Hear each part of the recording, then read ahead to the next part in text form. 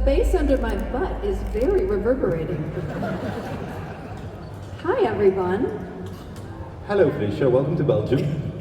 This is quite an introduction right here. The only thing that could make me more impressed with the stage is that everything was made out of chocolate and edible. This is truly astonishing. I don't think I've been on a set. I did an after show for The Rings of Power, and the set was not as good as this. So this is incredible. Thank you. So, welcome to Belgium. Thank you. This is your first time in Belgium, I believe. This is my first time in Belgium, and I'm so excited to be here, everybody. You guys are so much cute. You're cuter and you're nerdier than I ever would have thought. I love it.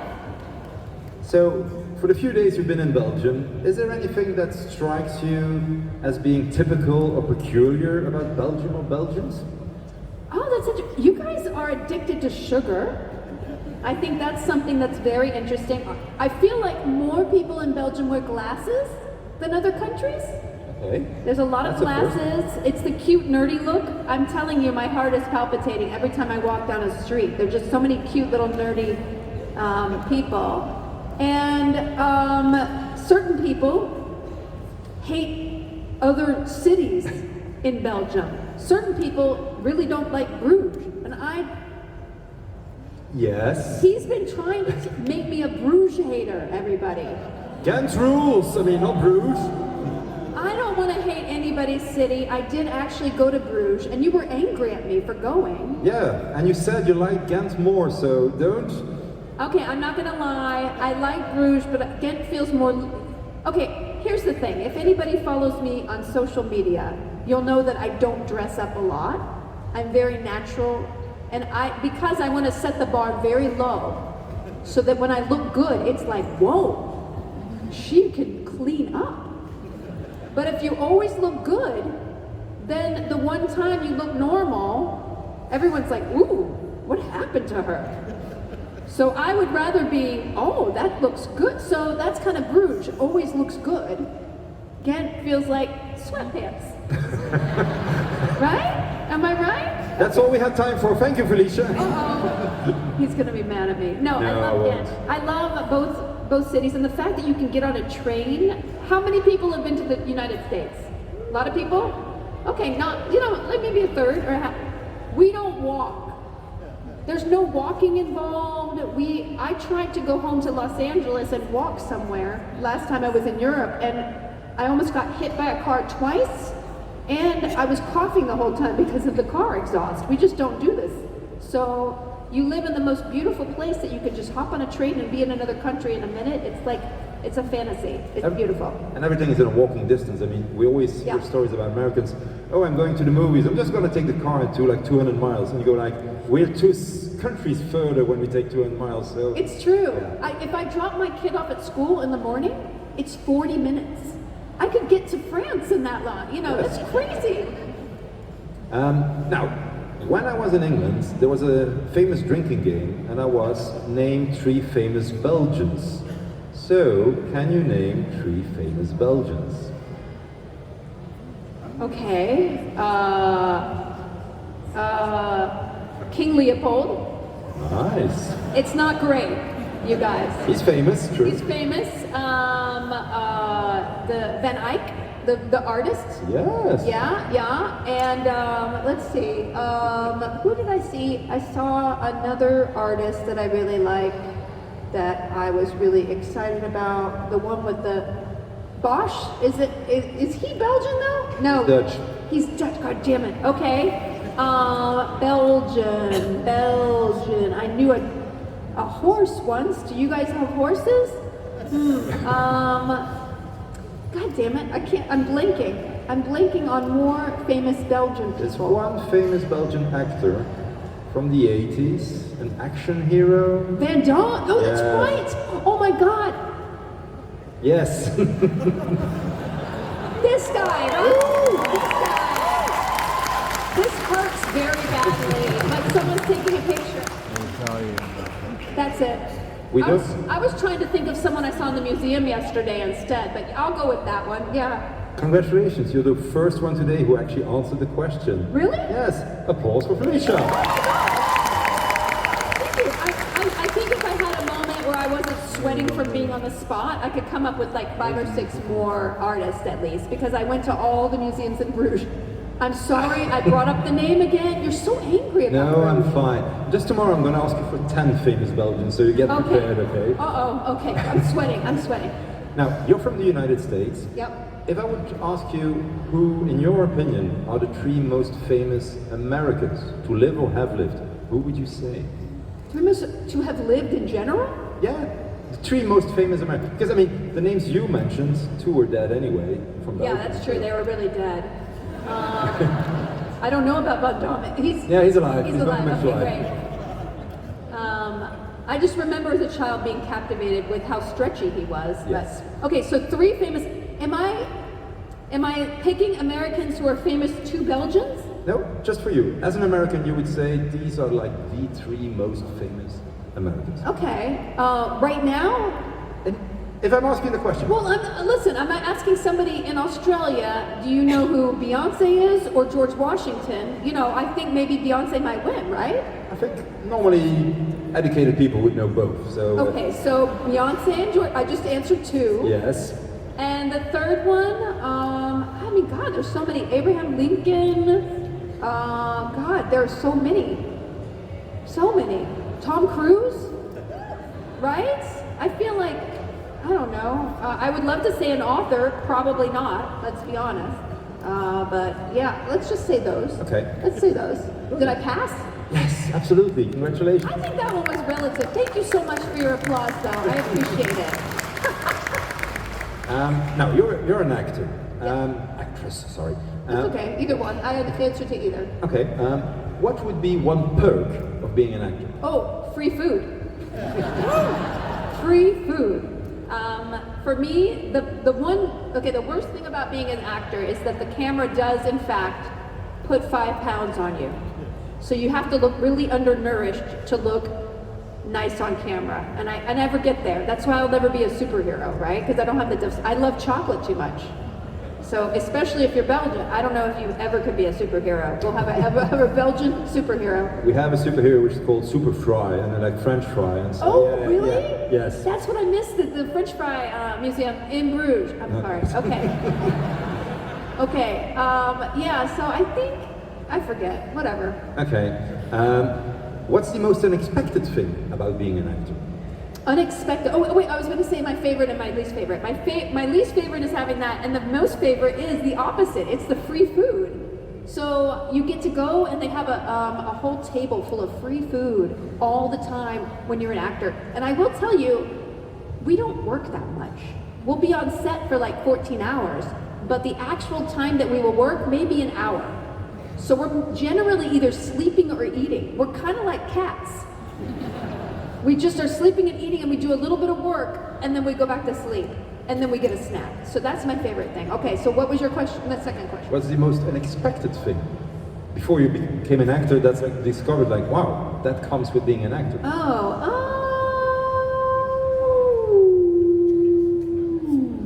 Sound like a cat now. I guess the most unexpected thing is that the less you work, the better you are. You have to tap into your unconsciousness in a way that I thought it's not a cerebral job. The more you use your brain, because I was homeschooled, and then I went to college very early at age 16, and I got a mathematics degree and a violin performance degree.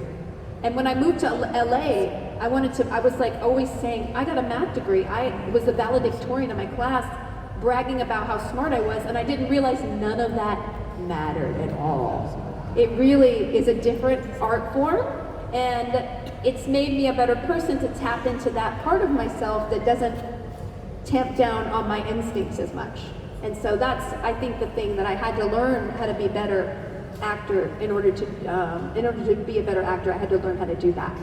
All right. Yeah. Now, over the years, what's the most valuable lesson or piece of advice you've learned about the acting profession? A hint or a tip somebody gave you? The most valuable piece of advice, oh gosh.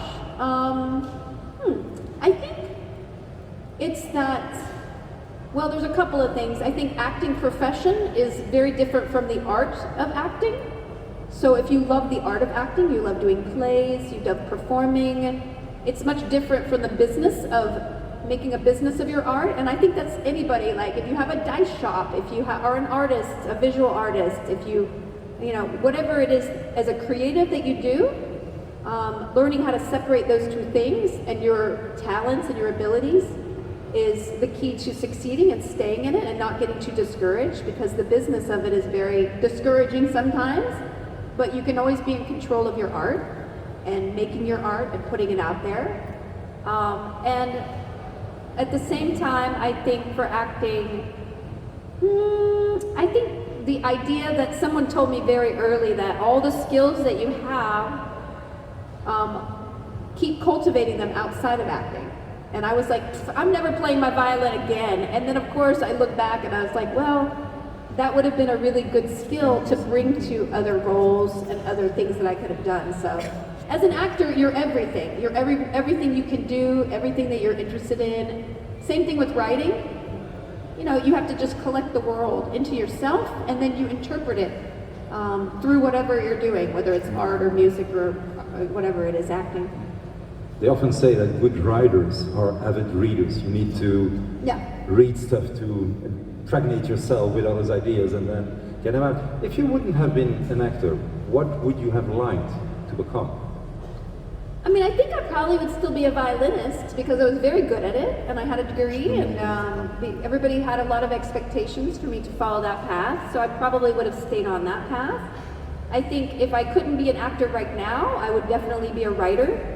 I've written a couple books. Some of you have brought them to my table. Thank you so much. It thrilled me to see you guys reading my book here in Belgium. I have another graphic novel coming out next year, and I have another book that I'm working on, a novel. So I found a great love for writing, and I think it's because I've lived a lot more, and I have more to draw upon, but more I want to say about the world. And I think the best thing in the world is for you to get your voice out, your opinions, your passions, through whatever venue it is you pick, acting or writing or whatever it is. But I think for me, I would be a writer and also a video game streamer because I love streaming video games. I'm so upset that I can't play Dragon Age right now. Is anyone playing it? Oh, I hate all of you. They're all from Rouge anyway. Yeah, double hate. I'm just kidding. I don't hate you. He does. So if I secure a violin by tomorrow... No. Yes, okay, I'll secure a violin by tomorrow. Nope. If there would have been any role whatsoever, male or female, that you could have played from the past, which is the one role you go like, damn, I wish I could have played that. Oh, Princess Leia. What are you talking about? It's a no-brainer. I mean, right? There's a girl who's beautifully dressed up as Princess Leia who came and saw me today at my table. And I told her, as a child, I was in love with her. I even had a bedspread, a Star Wars bedspread, that was so scratchy. I hated the way it felt, but I loved Star Wars so much that I just figured out how to sleep under it and not die underneath. But I remember thinking about myself, what is wrong with your hair that you can't have buns that big? Why is your hair not that thick? And it wasn't until I was like 18 that I realized, oh, those were fake buns. That was fake hair. So anyway, yeah. Maybe it had to be Princess Leia. Did you ever meet Carrie Fisher? Did I have a what? Did you ever meet Carrie Fisher? I met her one time. I met her one time in the green room at a convention, and she seemed just so cool. And of course, I didn't go say hi because I was too intimidated. I was like, hi. You know, she didn't see me, no. But she had her pug, her dog with her. We had her at our show 1 year before she passed away. No. She took the dog with her, and we had to clean the dog shit everywhere. So it was an experience. The incontinent dog. Yes, the incontinent dog. I hope that dog is with her daughter or something. I hope so too. And with a diaper on. Yes, for sure. Yeah, she was one of a kind. Let's put it that way. I mean, really, and you know, she's one of the best writers in Hollywood. Yeah. 100% the best one who could rewrite something and make it funnier and sharper. She was like such an artist, and you know, you think about female characters, especially in that genre, and she was just so good. She was a hero in so many different ways and set the bar for, you know, every hero from Xena to Buffy to anything. And you know, it just made the genre what it is. I don't know. I wish I had said something to her. Well, if you look at her story, her life story, she was famous from the start because her parents were famous and everything. Now, you're famous as well. How do you handle fame? Well, I used to be much more famous about 10 years ago, and I had to stop. I actually slowed down on going places and posting online, and because it was very psychologically harmful for me. It was very hard for me, and I had a company that I was running, Geek and Sundry, and we made so many wonderful shows, but it just kind of tore me apart in a way, physically and mentally, that I just couldn't handle. And I remember, there were some incidents where people would just recognize me so much that I felt like I was trapped, and I would felt like I couldn't go outside and be natural, and that was just a fraction of what bigger people experience, and it just was not for me. And so after I had a baby, I left my company and I just kind of withdrew for several years to just kind of find myself outside the expectation of me. And it made me a lot, I think, more functional, maybe less famous, but I would rather be happy and the fans who really know my work and know me as a person. Because when people start knowing you not as a person, they just know you as an object or a celebrity, then it's easier for people to treat you badly. If they could treat you well, but then they could treat you like they own you, or they could treat you badly, like dismissing you. Oh, her stuff is bad. You don't know the struggle someone goes through when they reach a certain level. And so, yeah, it was hard, but it was very good for me. And now, I can come and be more healthy about all of it. How many followers do you approximately have on your Instagram page? A couple million, yeah. Do you read the comments, or do you just... Oh, I read them. I do, yeah, I do. I read the comments. Because, sometimes the internet can be a nasty place, especially in like these turbulent times. Yeah. And, when you look at somebody like Mark Hamill, who has taken a political role lately, I'm not going to go into... He's incredible, yeah. But the hate he gets, even if he posts something non-political, it just... Well, I did. I posted an endorsement for one of the political candidates, and I turned the comments off because I don't care to see nastiness. I don't care to see the comments. So I've actually, yes, it's really hard, and I used to get so much hate online with YouTube and things like that, and that's why I love streaming on Twitch, because my mods, I have a mod crew of about 15 people, and they've been working with me for 10 years, and they're just, they're fans who want to make a safe space for all of us, and they take any nonsense and they ban it, but a long time ago, the platforms didn't even have those tools to be able to protect yourself, and for me, like, somebody saying I'm trash, or much worse, or saying my work is awful, is as hurtful as someone, punching me. It's really, and it outweighs all the wonderful comments. And it's kind of a place that doesn't feel safe as an artist and doesn't make you, happy or be able to produce in a way that you're not afraid of what people will say about it. But that's not real art, right? You need to be able to say something without the criticism steering you away from what your heart wants you to say as an artist. And so, yeah, that's been a big learning curve for me. So I'm pretty ruthless. I will just block people. If you're going to be rude, leave. Please leave. This is my house. Don't come into my online house and take a poop on the floor. Unless you're Carrie Fisher's dog. All right.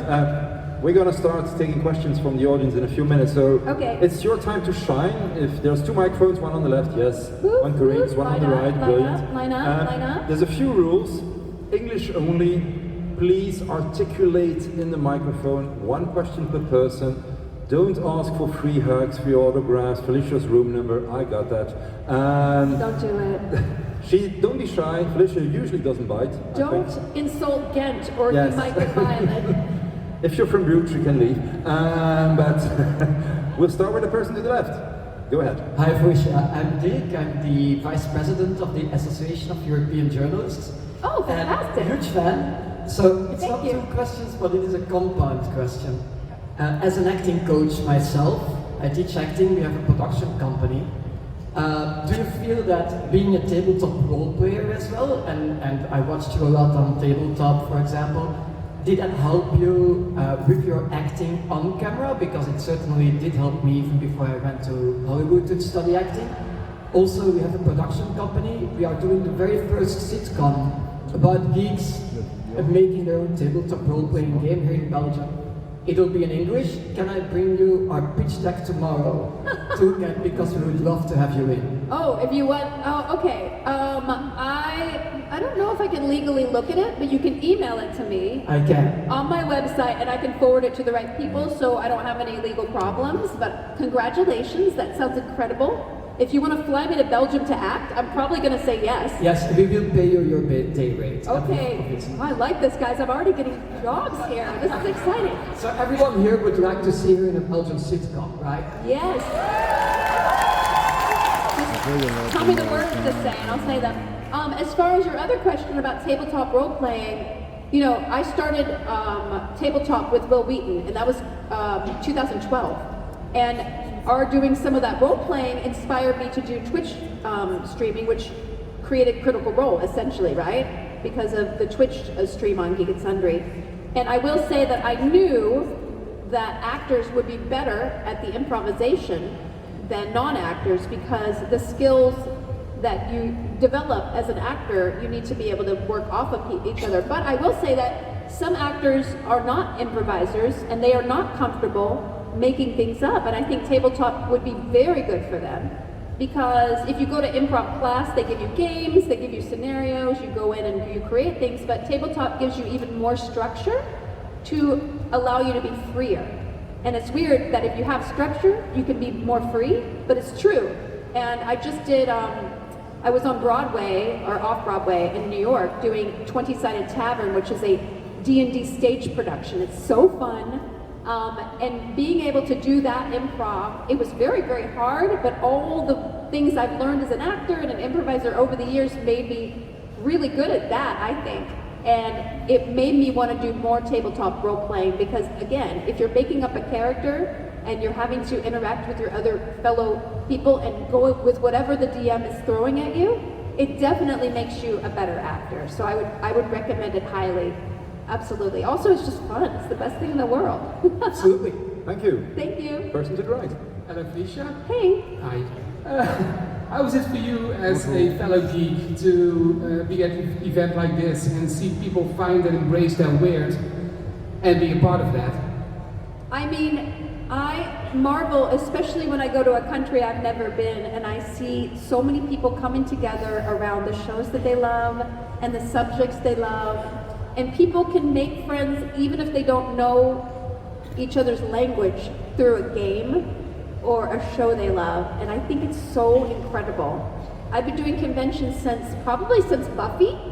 So probably 2006 or 2006. And it's a long time. I look very good for my age. Thank you.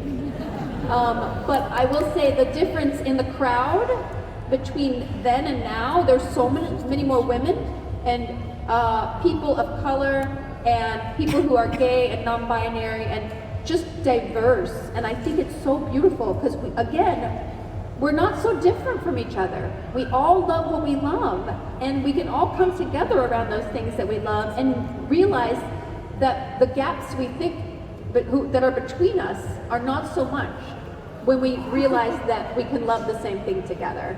So that's what I love about this, and also seeing the cosplay and the creativity and people really living the joy, especially with kids. When I see people with their kids, I want to get my kid over here immediately and put her in an outfit and walk around. So it's a wonderful event, and I think the spirit of FACS especially is so generous and welcome and wonderfully run. So I'm really, really appreciative to be able to be here. Thank you so much. Yeah, thank you. Thank you. Go ahead. What's the best part of filming Supernatural? Hi. She speaks 4 languages, you guys. I'm really impressed with you, girl. The best thing about Supernatural was A, the craft service, B, Jared Padalecki picking me up. That's always fun. And C, just being on set with my friends. When I had a brief pause in my Supernatural career for a couple of seasons. We won't talk about that. But when I came back on set for the first time in season, I think it was 13, I started crying. Because it wasn't just a job, it was the same crew members, it was the same people, it was the same energy of being a family that I felt had been kind of ripped out of me. before, but it's fine. I mean, like, I'm not upset about it. That's how TV shows go. It's not my show, so that's why I write so much of my own stuff, because I'll never kill myself off. But anyway, but being able to be back, and I'm so grateful for them for taking me back to be on the show. It really did make me cry. So yeah, that was the best part. Just creating with your friends is the best thing in the world. So thank you. Thanks for your question. Thank you. Person to the right. Hi. I was wondering if you have played the game Stray Gods yourself, as you voice Athena, and if so, who are you romancing? Okay, I haven't played it yet because I know all the actors so well, and I listen to all the different endings, you know, all of them. I would 100%, I think, romance Troy Baker. He played Hermes, right? Yeah. I mean, how do you not romance Troy? It's kind of hard. Although there, you know, Janina is an amazing actor as well, and Janina and I actually met on this set of Dollhouse, like forever ago. She and I were in the same episode of Dollhouse, like forever ago. It was really, really fun. So yeah, that production was a real family production, and so I really need to play the game. I've listened to all the music because I got sent the soundtrack, so I just played all the songs in the background. But I haven't gotten around to it. Who did you romance? Laura Bailey. Oh, of course. I mean, she's gorgeous. Yeah. It's if you guys don't know about this game, it's a musical role-playing video game. And it was created by David Gator, who was the originator of Dragon Age. So he wrote Dragon Age 1 and 2, and he's just incredible. And it was his new studio that made this game. And if you want, and it's completely musicalized. So everyone sings. I play Athena. And I don't want to give any spoilers, but there's a lot of really cool story in there if you guys want to play it. So thank you. I got to go home and play that and Dragon Age now. Thank you for that. Thank you. Thank you. Hi.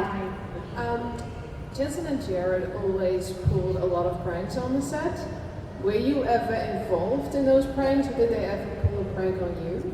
Okay. Everybody asks about these pranks, you guys. Now, I want to say for the record, I never had a prank pulled on me. And I didn't understand what people were talking about when they would ask me about Jared and Jensen's pranks. And then, because they're from Texas, so they're very like overly respectful to women, you know, they have a very sort of like, they were always so sweet to me. They would make fun of me a lot, because I'm kind of weird.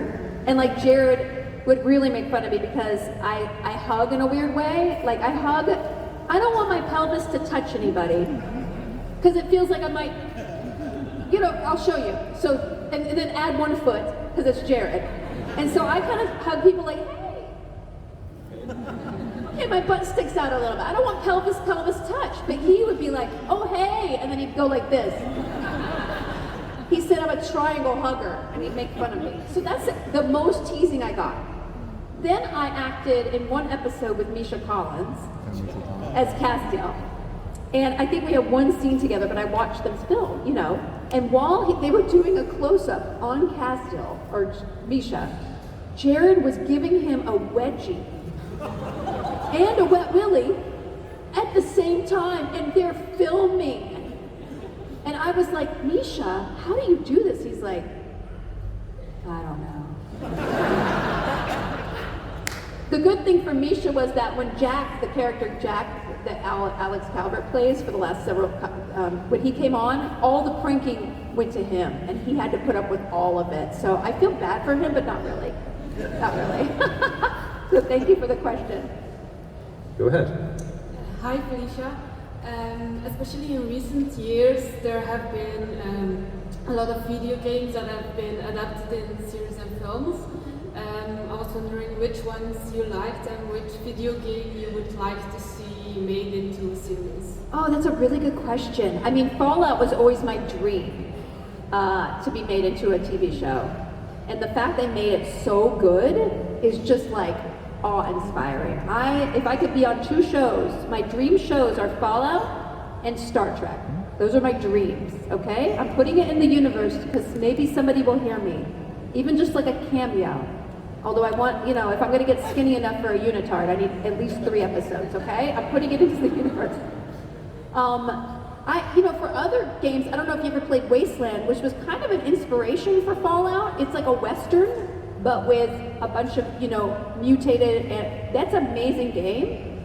And I always thought that would be a really cool, like, aliens in the Old West. I always thought, not aliens, but like mutations and stuff, nuclear war in the Old West. And I always thought that would be a really cool video game. But I think they did an amazing job with Fallout. And I really would like them to do StarCraft, because I think the romance in that is like one of the coolest stories. And I think it's underappreciated because it's, it's an RTS. It's not as story driven, but the story is amazing. So anyway, yeah, that's my, yeah. Hi. You just answered part of my question. Would you like to be in the Fallout show? Yes. Well, here is a coincidence. I'm exactly the same age that Veronica would be, because it's set 20 years after Fallout New Vegas. And would you like to portray Veronica? Or would you like to play a different character? Or a different I'll do anything. I'll do craft service. Just put me on the show. Come on. Yes, I would do anything. I mean, I think she didn't really look like me as much, but if I dyed my hair brown, I could do this. I could do it. I can see you pull it off. I like you. Okay, you be my agent. Thank you. Yeah, I would love to be on the show in any capacity. I don't have a lot of patience with some, I don't want to just be on any show. I want to be on a show that has a fan family. Like, I really don't. I turn down a lot of work. I really do.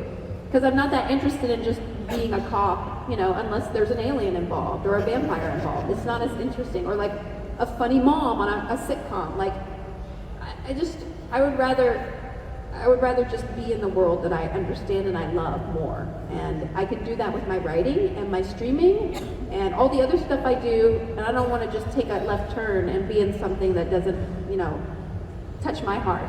Because it's not going to touch you guys' heart either, So, thank you. You're welcome. Thank you. Yeah. Hi, so I've been following your projects on Thanks with like the... Oh, my 3D printing, thank you. Yes, and I actually just finished Charlie as well. The print was really nice, but I was actually wondering, is there a project, like a big project or something that you would really dream of making it come true? In 3D printing? Yes. Oh my gosh, well we're starting to do, I love tarot cards.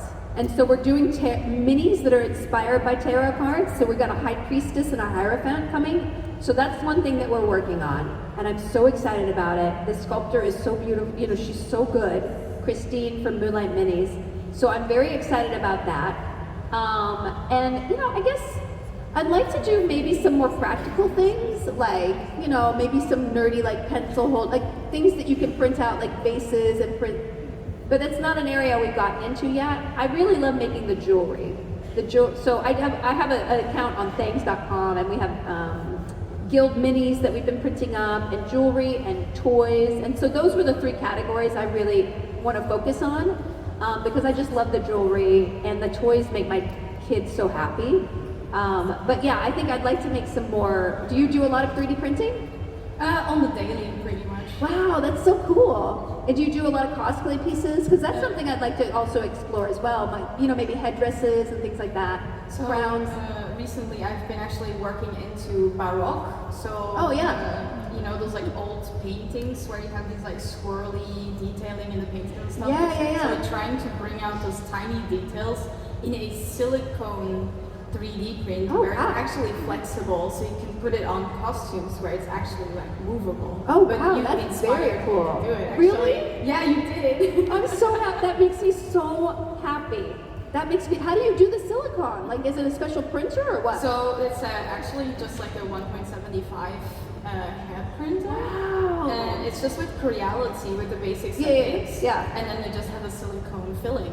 You're gonna revolutionize the cosplay world, girl.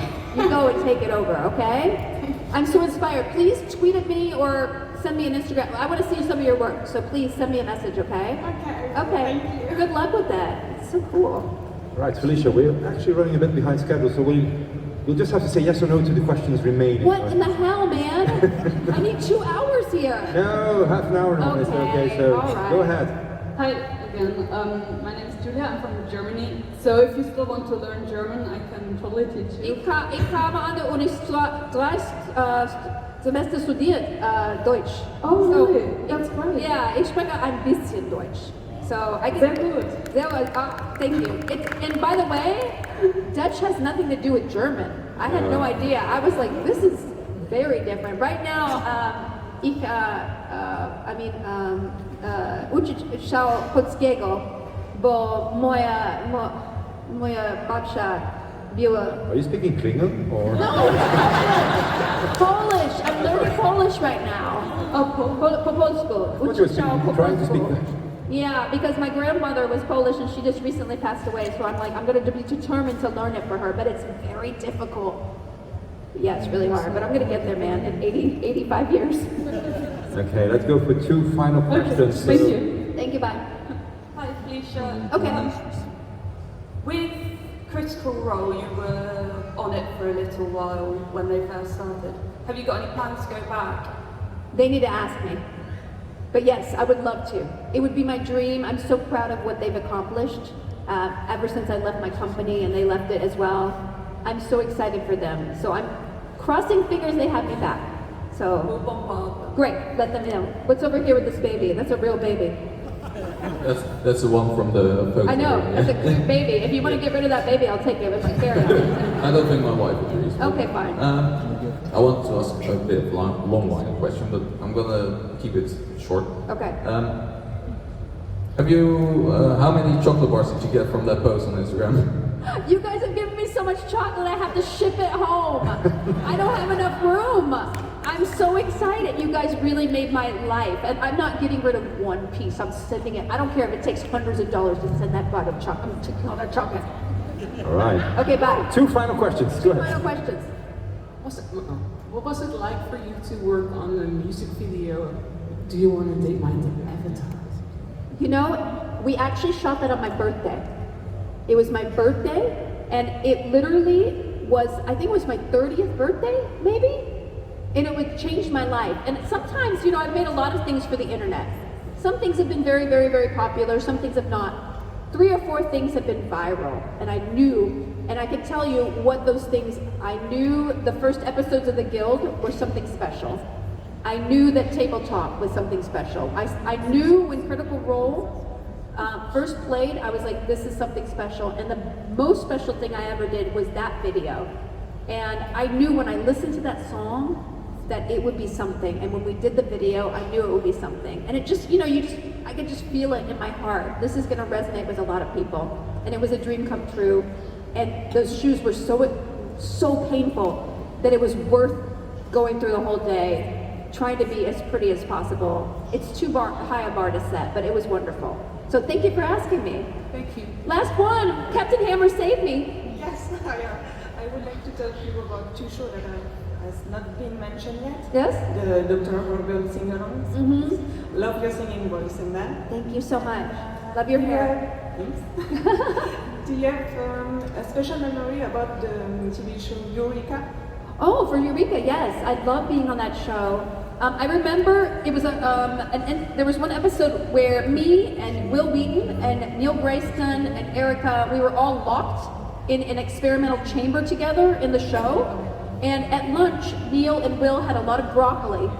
And about an hour later, they just kept farting inside this small set, to the point where Erica and I refused to go into the set until they stopped farting. And that's a true story. Broccoli farts, they're lethal. Very bad. So thank you. That's my best story. We will close on little farts. Yeah, little farts. That's all we have time for. Give it up for Félicia!